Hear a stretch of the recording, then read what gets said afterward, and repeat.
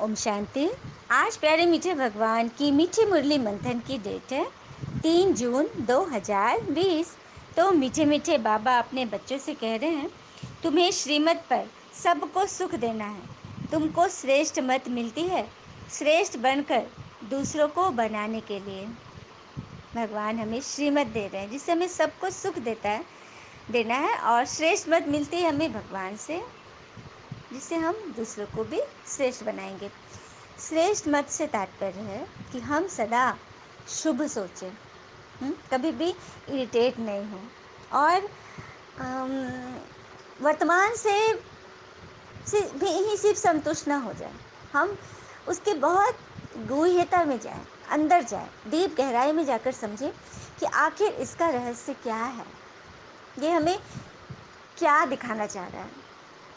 जैसे एक बार एक बुजुर्ग व्यक्ति अंतिम सांसें गिन रहे थे, तो उन्होंने लास्ट समय में अपने बेटों को बुलाया। 3 बेटे थे और कुछ कहना चाह रहे, लेकिन उनकी गला रूंध रही थी, बोल नहीं पाए, सांस अटक रही थी।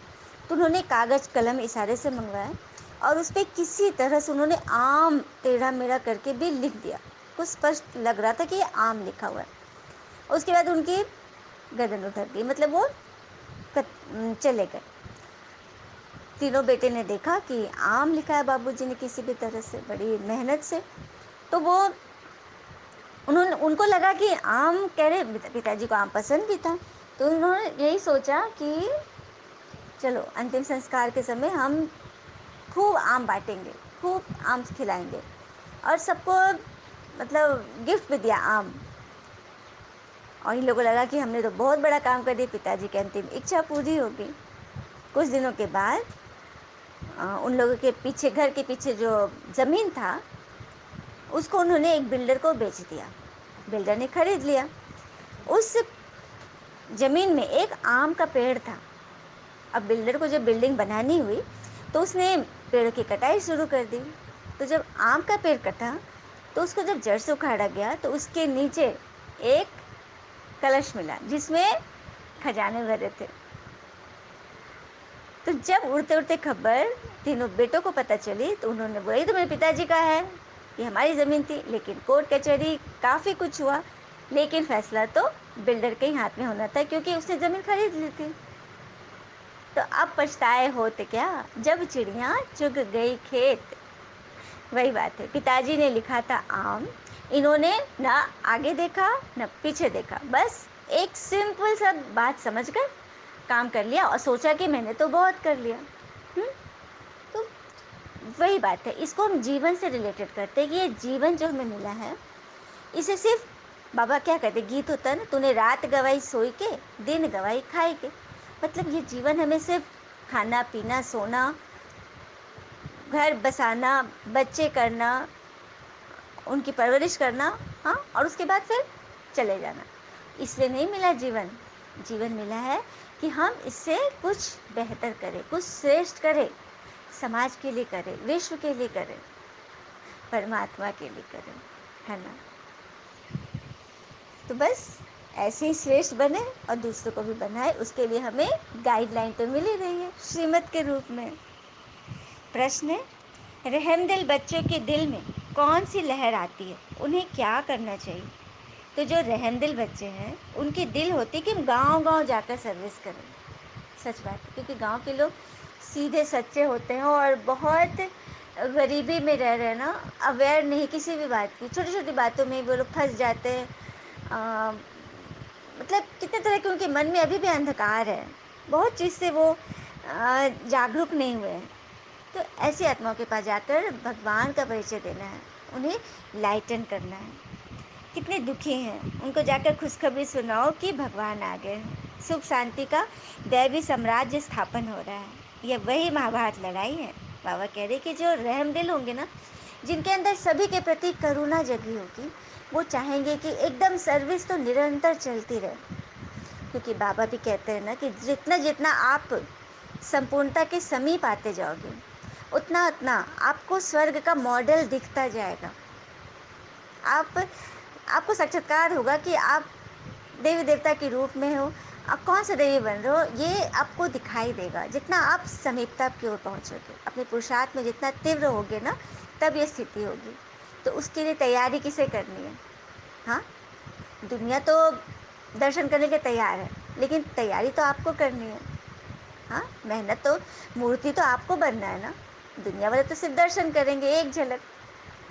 बनना तो आपको है। और मूर्ति तो कभी हिलती डुलती नहीं है। आपकी स्थिति एक रस, एक स्थिति रहे तभी तो होगी ना, आप हलचल में आओगे। और देखो, कभी भी हम मंदिर में दर्शन करने जाते हैं और देखें कि मूर्ति अपने आप ही हिल रही है, शिवलिंग है वो गोले गोले घूम रहा है, एकदम हिल रहा है, तो वहाँ कोई जाना नहीं चाहेगा, समझेगा भूत है यहाँ, भाग जाएंगे वहाँ से। इसीलिए बाबा ने इसे बहुत अच्छी रीति बताया है कि आप मूर्ति बन रहे हो तो आपकी स्थिति ऊपर नीचे हलचल में नहीं आनी चाहिए। आपको एक रस स्थिति का अभ्यास अभी से ही करना है ना। बड़ी बात। ओम शांति। मीठे मीठे बच्चे यहाँ बैठे हैं तो ये जरूर समझते हैं कि हमें ईश्वरीय संतान, जरूर अपने को आत्मा ही समझेंगे। शरीर है तब उन द्वारा आत्मा सुनती है। पिता ने ये शरीर लोन पर लिया है, तभी तो सुनाते हैं ना। सच बात है, भगवान ने ये शरीर लोन पर लिया है, ब्रह्मा तन लिया है ना बाबा। और बाबा ने कितना प्रेम किया ना हम आत्माओं से, तभी तो वो इस पतित दुनिया में, इस पतित शरीर में है। और प्रेम के बारे में कहते हैं ना, जहाँ शर्तें होती है वो तो व्यापार होता है, जहाँ अनकंडीशनल लव है वहीं सच्चा प्यार होता है। मतलब प्यार में कोई शर्तें नहीं होती। परमात्मा ने हमसे कोई शर्त, मैंने हमसे कुछ डिमांड नहीं करी, बल्कि वो तो हमसे हमारा कखबन लेने आए हैं, हमारी कमी कमज़ोरियाँ, और बदले में अपने ज्ञान गुणों से हमें भरने आए हैं। कितनी बड़ी बात है ना। लेकिन सब कुछ होते हुए भी बच्चे पुरुषार्थ में चल नहीं पा रहे हैं, डिस्टर्ब हो जाते हैं, छोटी छोटी बातों पर चिड़चिड़ा जाते हैं, गुस्सा कर लेते हैं, मन से व्यर्थ सोच लेते हैं, क्या क्यों कर लेते, चर्चा कर देते हैं। तो कारण यही है कि इस अचानक के पाठ के लिए तैयार नहीं है। जैसे कोई खिलाड़ी फास्ट बॉलिंग चल रही है, मतलब बॉलर फास्ट बॉलिंग कर रहा है, हाँ, बैट्समैन है, तो क्या वो डर जाएगा? और डरेगा तो आउट हो जाएगा। तो कहाँ गलती की? क्या बॉलर की गलती थी कि उसने इतना फास्ट बॉलिंग किया? कभी वो बाउंसिंग करेगा, कभी स्लो करेगा। तो कारण साफ है कि हमने तैयारी नहीं करी, उस खिलाड़ी ने अभ्यास नहीं किया, इसीलिए वो फास्ट बॉलर को देख के डर गया और आउट हो गया। तो यहाँ भी वही होता है ना, हम छोटी छोटी बातों में फंस जाते हैं क्योंकि वी आर नॉट रेडी। क्योंकि सामने वाला का नेचर तो पता ही है, हमें सबके बारे में पता होगा, अपने रिश्तेदार के बारे में पता नहीं होता कि फलाना निकलेगा तो ऐसा ही बोलेगा, ऐसा ही सोचेगा। हमें सब मालूम होता है, लेकिन हम रेडी नहीं है। तो क्या करना है? उसकी तैयारी पहले से कर ले कि उधर से तो ऐसे बॉल आने ही हैं। सबसे बड़ी बात है कि हमने ही उन्हें भेजी है, तब तो ये रिटर्निंग हो रही है। तो है ना बड़ी बात। तो इसके लिए हमें किसे दोष देना है? हाँ, ईश्वर को दोष देना है क्या? ईश्वर का तो इसमें कोई हाथ ही नहीं है, ये हमारे कर्म है, हमारे हिसाब किताब है। भगवान तुमसे चुकता होने की विधि बता रहे है ना। तो सदैव हम आत्मा की सीट पर सेट रहे तो कभी भी अपसेट नहीं होंगे। सीट के नीचे कब आते हैं? कुछ चीज़ें हैं जब हम सीट के नीचे आ जाते हैं। सबसे पहली बात, किसी ने हमें इग्नोर किया, अटेंशन नहीं दिया, हमारी अनदेखी करी, बस हम सीट के नीचे आ गए, अपनी स्थिति से नीचे गिर गए। दूसरा है, परिस्थिति हमारे अनुकूल नहीं, हाँ, वातावरण हमारे अकॉर्डिंग नहीं, शरीर भी बीमार है, तो हम अशांत हो जाते हैं, होते हैं ना। तो परिस्थिति क्या होती है? पराई स्थिति। पराई स्थिति को जब हम स्वस्थिति बना लेंगे तब तो फंस ही जाएंगे। तो हमें उसे स्वीकार करना है। बीमार भी हैं तो कुछ हमारी ऐसी करनी हुई, हमने अशुभ सोचा, खान पान सही नहीं लिए, टाइम टू टाइम नहीं किया, तो शरीर क्या करेगा? बीमार पड़ेगा ही, कमज़ोर हो गए। लेकिन कोई बात नहीं, जब जागो तब सवेरा। हम अभी से ही अपने आप में, अपने रूटीन में सुधार कर ले। तीसरी है, चीज़ें चाहिए, वैभव चाहिए, वस्तुएं चाहिए, वो भी नहीं मिलते ना, पसंद की चीज़ नहीं मिलती तो हमारा मन मूंझ जाता है। इससे भी ऊपर उठो, चौथा है वायुमंडल। वाइब्रेशन का प्रभाव, प्राकृतिक हलचल। अभी अभी स्थिति क्या चली वर्तमान में, कोरोना से हम जितना डरेंगे वह और डराएगी। इसके लिए सिंपली करना है कि अपने आप को सेफ रखना है। बाहर निकले तो मास्क वगैरह पहने, हाथ वाथ धोए, और मतलब जूते भी बाहर से आए तो बाहर ही खोल दे। कपड़े सीधे जाकर वॉशरूम में घुस के नहा ले, गर्म पानी में कपड़े डाल दे, बस यही करना है। ऐसे डर्टी हाथ से अपने मुख नाक आँख नहीं छूने हैं, बल्कि इससे डरना नहीं है। डर जाएंगे तो ये सब चीज़ें भी हम भूल जाएंगे, हदस में आ जाएंगे, और फिर परिणाम तो हम देख ही रहे हैं। तो सीट पर सबको सेट रहना है ना। हाँ, तो बाबा जो हमें सिखा रहे हैं उस पर हमें चलना है। और हम सभी जानते हैं कि बाबा हमको पुरुषोत्तम बना रहे हैं। यह है ही पुरुषोत्तम संगम युग। देखिए पुरुषोत्तम कैसे बनते हैं। बाबा पूछते हैं तुम्हारा उद्देश्य क्या है, बोलो मनुष्य देवता बनना। देवताएं तो मशहूर है ना, देवताओं की इतनी पूजा हो रही तो उन्हें कौन नहीं जानता। तो तुम्हें देवताओं के भक्त को भी समझाना है। हाँ, मंदिरों में जाकर तुम्हें सबको समझाना है कि शिवलिंग का क्या प्रतीक है, शिवलिंग पे जहरीले फल फूल क्यों लगते हैं, शिव शंकर में क्या भेद है, ये सारा रहस्य। तो 5,000 वर्ष का ही सृष्टि चक्र क्यों है, बहुत सारी नॉलेज है जो हमें बताई जाती है इस संस्था में। हमारे मन पर जितने सारे क्वेश्चन होते हैं ना, सब के हमें आंसर यही मिलते हैं, है ना। फिर बाबा कह रहे कि सुख के दिन फिर आएंगे, इसके लिए तुम पुरुषार्थ करते रहो। आप ही याद करते करते तुम्हारी आत्मा पवित्र हो जाएगी। याद के बल से ही पाप कटते हैं। मीठे मीठे फूल बच्चे, जानते हो कि बाबा हमको सब युक्तियाँ, सब राज बैठ समझा रहे हैं। मुख्य बात यह है कि पिता को याद करो। पतित पावन पिता तुम्हारे सामने बैठे हैं। कितना निर्माण है, कोई अहंकार नहीं, बिल्कुल साधारण चलते हैं। तो बाबा को सुनने के लिए हमें कनेक्ट किससे रहना पड़ेगा, मुरली से। मुरली कभी भी मिस नहीं करनी है। जो अच्छे बच्चे होते हैं ना, वो क्लास मिस नहीं करते, सब्जेक्ट चैप्टर मिस नहीं करेंगे। इस पर एक उदाहरण है, हमारे यज्ञ सेवी जगदीश भाई की बात है। वो ट्रेन से, पहले तो मुरली इस तरह से, आज तो इंटरनेट के द्वारा इतने हमारे हाथ में, रीच में इतने आ गई है। पहले से मधुबन में मुरली चलती थी। ब्रह्मा बाबा के तन में परमात्मा आते थे और मुरली चलाते थे, जिसे हम साकार मुरली बोलते हैं। शरीर के द्वारा जो बाबा मुरली चलाते हैं, ब्रह्मा तन का लोन, बाबा ने बोला ना कि मैं लोन लेता हूँ। तो मधुबन में चलती थी मुरली। तो जगदीश भाई रहते थे दूसरी जगह, वहाँ से वो आबू आते थे ट्रेन से मुरली सुनने। सुबह सुबह मुरली चलती थी 7 बजे। एक बार उनकी ट्रेन मिस हो गई। थोड़ी देर के लिए वो स्टेशन पहुँचे और ट्रेन खुल गई। अब तो इनको लगा कि काटो तो खून नहीं, अब मेरी मुरली मिस हो जाएगी। बस वो ट्रेन के पीछे एकदम दौड़ने लगे उसको पकड़ने के लिए।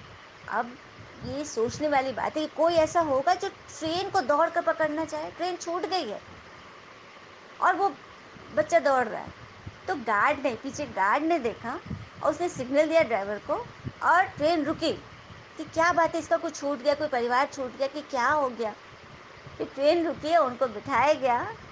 तो ऐसे ऐसे बच्चे हैं कि एक दिन भी मिस नहीं करेंगे, क्योंकि उनको लगता है कि एक दिन में मिस कर भगवान आज क्या बोलेंगे। अच्छे बच्चे, जो टॉपर बच्चे होते हैं, उनको लगेगा कि अरे आज तो मेरा पूरा छूट गया, क्लास ही छूट गया, सारे पेपर्स का मतलब क्वेश्चन सब आज ही आने वाले होगा और मैं तो मिस कर जाऊंगा। तो ये होती है लगन। तो पुरुषार्थ की अग्नि को कभी ठंडा नहीं होना है, लगन की अग्नि बराबर जलती रहे, है ना। मन में अलार्म की घंटी बजती रहे। जैसे हम एग्ज़ाम के समय अलार्म लगाते हैं ना कि सुबह एकदम 4 बजे उठना ही उठना है, भले और दिन उठे न उठे, या ऑफिस जाना है, किसी दिन जल्दी जाना होगा तो अलार्म लगाएंगे, कोई ज़रूरी काम और भी होगा। हाँ, तो कैसे हमें छुट्टी काटते रहता है ना कि मुझे करना है करना है। तो उसी तरह से यहाँ स्वयं की सेवा के लिए तैयार रहो। बीमार हो, आलस आ रहा है, अलबेलापन है, ये सबसे बहानेबाजी है। हाँ, अब कोई बीमार है, हाँ, बेड पर है, लेटा हुआ, उससे कोई मांगे पानी, तू क्या बोलेगा, कैसी बात कर रहे हो, मैं तो बीमार हूँ, तुम ही लोग मेरी सेवा करो, मुझसे पानी मांग रहे हो, क्या तुम्हारी बुद्धि हो गई, किस तरह से वो एकदम निढाल होकर बोलेगा। लेकिन जैसे ही कह दो उसे कि तुम्हारे बेड के नीचे सांप है, अब देखो क्या वो बोले, सोचेगा कि मैं बीमार हूँ, सबसे पहले दौड़ कर कूद कर भागेगा। तो देखा, यह होती है। या किसी के घर में आग लग गई, बोल दो, देखो कैसे भागेगा वो। हाँ, तो वही बात है, इस तरह से लगन लगनी चाहिए कि नहीं, हमें तो उठना ही है, भगवान हमें जगा रहे। क्योंकि अभी पुरानी दुनिया में, पूरी दुनिया में विकारों की आग लगी हुई है, क्रोध लोभ मोह अहंकार की आग लगी हुई है, और इसमें हम आराम से आलस्य में रहें, किसी को बताए नहीं। हाँ, गांव गांव जाकर सर्विस न, गांव गांव अर्थात सबको बताना है। मन अच्छा कुछ न भी करे, मुझे जाने की इजाज़त नहीं है, घर में बंद रहते, तो कम से कम मनसा सेवा तो करें, मन से तो सबके दुआएं दें। प्रकृति के तत्वों को, विश्व की आत्माओं को, जो मेरे संबंध संपर्क हैं, यहीं बैठकर हम मन से तो दुआएं दे सकते हैं ना। उसके लिए तो कोई फीस भी नहीं है, कोई विकल्प भी नहीं चाहिए, ट्रांसपोर्टेशन भी नहीं है, कर सकते हैं ना। लेकिन हम क्या करते हैं, मन को बस आगे पीछे यहाँ वहाँ चिंता फिक्र में दौड़ाते रहते हैं। किसी ने कुछ कह दिया 2 बार, अब देखो मन का काम, 2 का 4, 4 का 8, बस वो सोचते ही रहेगा, सोचते ही रहेगा, वो निकल ही नहीं सकता, क्योंकि हमने मन को वही सिखाया। बच्चे को हम जैसा सिखाएंगे वो तो संस्कार उसे वही मिलेंगे ना। तो बस, और ऐसा भी नहीं समझना है, कई ब्राह्मण आत्माओं की यह भी बीमारी है कि भगवान को तो पा लिया, अब तो काम खत्म, भगवान हमें मिल गए, अब क्या करना है। लेकिन नहीं, भगवान को पाने से ही फिर काम शुरू होता है, यह अंत नहीं, यह शुरुआत है। तो सबको समझना है ना। हुँ? और कहते हैं ना, पुराना संस्कार अचानक से नहीं टूटता, उसे बाबा की याद व अच्छे संग का हथौड़ा लगाते रहो, है ना। अच्छा, मीठे मीठे बच्चों प्रति भगवान की नमस्ते। हम बच्चों की भी प्यारे शिव पिता को नमस्ते, और बाबा दिल से सभी आत्माओं की तरफ से आपको वेरी वेरी गुड मॉर्निंग। धारणा के लिए मुख्य सार है, पहली पॉइंट, सदा यह निश्चय रहे कि हम ईश्वरीय औलाद हैं, हमें श्रेष्ठ मत पर चलना है, किसी को भी दुख नहीं देना है, सबको सुख का रास्ता बताना है। दूसरी पॉइंट, सपूत बच्चा बन पिता पर कुर्बान जाना है, पिता की हर कामना पूरी करनी है। जैसे भगवान ब्रह्मा बाबा निर्माण और निरंकारी हैं, ऐसे समान बनना है हमें। निर्माण अर्थात विनम्रता और कंस्ट्रक्टिविटी, मतलब हम सदा कंस्ट्रक्शन की ओर ध्यान दें, डिस्ट्रक्शन नहीं, तोड़ फोड़ में विश्वास न करें, जोड़ने में विश्वास करें। कि किस तरह से, देखो कोई भी कपड़ा फाड़ने में कितना समय लगेगा, 1 सेकंड, लेकिन उसे सिलने में, उसे जोड़ने में, हाँ, माला तोड़ने में सेकंड, लेकिन उसे गूंथने में टाइम लगता है ना। हाँ, बाबा ने वरदान दिया, वरदान लेने के पहले आराम से बैठ जाएं और अपने मन से सभी संकल्पों को, व्यर्थ को तो हटाना ही है, आवश्यक संकल्प जो है, कुछ भी अगर है मन में तो उन्हें स्विच ऑफ कर दें। जैसे हम किसी काम में या फिर सोने जा रहे हो या कुछ और काम में, कोई घर में आ गए तो फ़ोन बंद कर देते ना, कि फ़ोन ट्रिंग ट्रिंग करता रहेगा तो हम डिस्टर्ब होंगे, है ना। इसी तरह से वरदान के समय तो करना ही है, मुरली भी सुनने बैठे तो मन को स्विच ऑफ कर दे, फालतू बातें अभी नहीं, कुछ पल तो हम आत्मा को भोजन दें चैन से, क्योंकि आत्मा इससे शक्तिशाली बनती है। मन में कोई भी ख्याल आ रहे हों, उन्हें पॉज करें, बंद कर दें मन का मोबाइल, और बाबा की बातों को अंदर जाने दें, डीप रूटेड, क्योंकि आत्मा सुनेगी तो आत्मा संस्कारी बनेगी, क्योंकि संस्कार आत्मा में ही जा रहा है। जितना भी हम धन वन कमाते हैं तो कुछ भी हम नहीं लेके जाते, सिर्फ संस्कार ले जाती है आत्मा, उसी की कमाई बाबा हमें यहाँ सिखा रहे हैं, तो हमें सीखना है ना। हाँ, और किस तरह से बाबा अपनी दृष्टि हमें कैसे पवित्र बनानी है। वो एक भिक्षुनी सन्यासिनी थी। रात एक गांव में भटकती हुई पहुंची। रास्ता भटक गई थी तो गांव में एक आसरा ढूंढ रही थी कि किसी किसी घर में कोई सहारा मिल जाए, आसरा मिल जाए। तो उसने जाके दरवाज़ा खटखटाया। आधी रात में दरवाज़ा खुला, लेकिन उस गांव के लोग दूसरे धर्म को मानते थे। तो भिक्षुनी को देख कर, उसके वेश देख कर कहा कि आप दूसरे धर्म की हो, हम लोग आपके लिए पर दरवाज़ा नहीं खोल सकते। इसे उसने कई घर के दरवाजे खुलवाए कि कुछ कोई नहीं खोला। तो वो गांव के एक पेड़ के छाँव में वो लेट गई। और बाहर लेटे तो नींद नहीं आ रही थी, डर लग रहा था कहीं से कोई जानवर जाए, कुछ आ जाए। तो जगते जगते उसने आंखों आंखों में रात काटी। और जब 3-4 बजा ना, तो उसने देखा कि पक्षियाँ चहचहाने लगे और इन आंखों से देख रही है। और धुंधला धुंधला सा प्रकाश होने लगा और फूल खिलने लगे। फूल को उसने पाँव फटते हुए देख रही थी, कैसे फूल फट के खिलते हैं। उसको बहुत अच्छा लग रहा था। वो एकदम एकदम जागृत हो गई। उसे लगा ही नहीं कि हम कैसे मुझे तिरस्कार किया गया, मैं बाहर ही सो रही, किसी ने दरवाजा खटखटाया, बिल्कुल ये भाव नहीं आया। वो एकदम खिल रही थी। सुबह हुआ तो वो उन घरों में जाके खटखटाई तो फिर सब बोले कि तुम्हें तो नहीं मिला था जगह, फिर यहाँ क्यों आई हो। तो बोले कि नहीं, मैं आप सबका धन्यवाद देने आई हूँ, क्योंकि आप सब ने मुझे वह अनुभव दिया, ये अनुभव की रात की मुझे फीलिंग हुई कि मैं बता नहीं सकती। हुँ? आज मैंने जाना कि जो फूल मैंने आज खिलते देखे हैं, जैसे मेरे भीतर भी कुछ चटक गई और खिल गई। जैसे आज अकेली रात में भी मैंने आकाश के तारे देखे, वैसे मेरे भीतर ही कोई आकाश स्पष्ट हो गया और सारे तारे खिल गए। तो मैं उसके लिए धन्यवाद देने आई हूँ। आप सब बहुत भले हैं जिन्होंने मुझे ऐसा मौका दिया, क्योंकि एक स्त्री की आंखों में कृतज्ञता के आंसू थे। सिर्फ धन्यवाद देने आई थी कि आपने बड़ी कृपा की, मुझे द्वार बंद कर लिए, तभी तो मैं खुले आकाश के नीचे सो सकी। तुम्हारे घर की दीवारों से आपने मुझे बचा लिया और खुले आकाश में मुझे भेज दिया। जब मुझे भेजा था तो मुझे लगा कि आप सब बहुत बुरे हो, पर मैं यह कहने आई हूँ कि कितने भले लोग हो आप। मैं इस गांव को धन्यवाद देने आई हूँ। परमात्मा तुम सब पर कृपा करे। कितनी बड़ी बात है ना। तो परिस्थिति कैसी भी हो, इस पर कुछ निर्भर नहीं करता, बल्कि निर्भर इस बात पे होता है कि हम उस परिस्थितियों को कैसे लेते हैं। हुँ?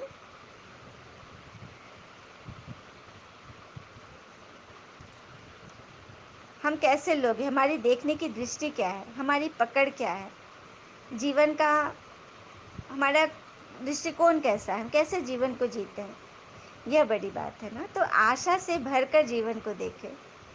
हाँ, अधैर्य से भरकर अपने जीवन को देखेंगे तो मन को पीछे कर लेंगे। मन को तो हमें आगे ही आगे बढ़ाना है। और यहाँ तो मन को खिलाने के लिए, सुमन बनाने के लिए स्वयं भगवान आए हुए हैं और बाबा हमें जो वरदान दे रहे हैं, हम चलिए सुनते हैं। कल्याणकारी पिता और समय का हर सेकंड लाभ उठाने वाले निश्चय बुद्धि निश्चिंत भव। अर्थात जो भी दृश्य चल रहा है उसे त्रिकालदर्शी बनकर देखें, हिम्मत और उल्लास से रह स्वयं भी समर्थ आत्मा बने और विश्व को भी बनाए। स्वयं के तूफानों में हिलो मत, अचल बनो। जो समय मिला है, साथ मिला है, अनेक प्रकार के खजाने मिल रहे हैं, उनसे संपत्तिवान और समर्थिवान बने। सारे कल्प में ऐसे दिन फिर आने वाले नहीं। इसीलिए अपनी सब चिंताएं बाबा को देकर निश्चय बुद्धि बन सदा निश्चिंत रहो। कल्याणकारी पिता और समय का हर सेकंड का लाभ उठाओ। कितनी सुंदर बात है ना। ये कल्याणकारी समय चल रहा है, संगम युग चल रहा है। भगवान हमें पढ़ा रहे हैं, इनका एक एक सेकंड को हमें कमाई जोड़ते जाना है। इससे सारी चिंताएं फिक्र बाबा को सौंप दे, क्योंकि बाबा आए ही हैं लेने के लिए। अब हम बच्चे बाबा को दे नहीं, बाबा को यूज़ ही नहीं करें, तो बाबा क्या करें। तो सभी को हर सेकंड का लाभ उठाने वाले निश्चय बुद्धि विजय निश्चिंत बच्चे बनना है। स्लोगन है, पिता के संग का रंग लगाओ तो बुराइयां स्वतः समाप्त हो जाएगी। कई आत्माओं के बारे में हमारे मन में क्वेश्चन होता है कि क्यों नहीं सुनते, ये तो अपने ढर्रे पे चल रहे हैं, कुछ भी नहीं समझ में आ रही है, तो क्या करना है? अपने व्यवहार का रंग उस पर लगाओ और व्यवहार में परमात्मा श्रीमत छुपी हो। हम श्रीमत पे इतना रचे बसे रहे कि हमारे चेहरे चलन से श्रीमत टपके, हमारी वाणी से सभी को अनुभव हो। तो ये क्या कम है? हाँ, बुराइयों को समाप्त करने के लिए तो सबको करना है ना। जितना जितना हम अच्छाई को धारण करेंगे तो बुराई स्वतः समाप्त हो जाएगी। बस मन से अच्छा अच्छा सोचे भी ना तो वो प्रकृति की सेवा हो रही, क्योंकि हमारे अंदर से वाइब्रेशन प्योर निकल रहे हैं और वो एयर को पॉल्यूशन से, पॉल्यूट होने से बचाती है ना। अच्छा, ओम शांति। शुक्रिया मीठे बाबा, वो बाबा के प्यारे प्यारे बच्चे। Thank you Baba.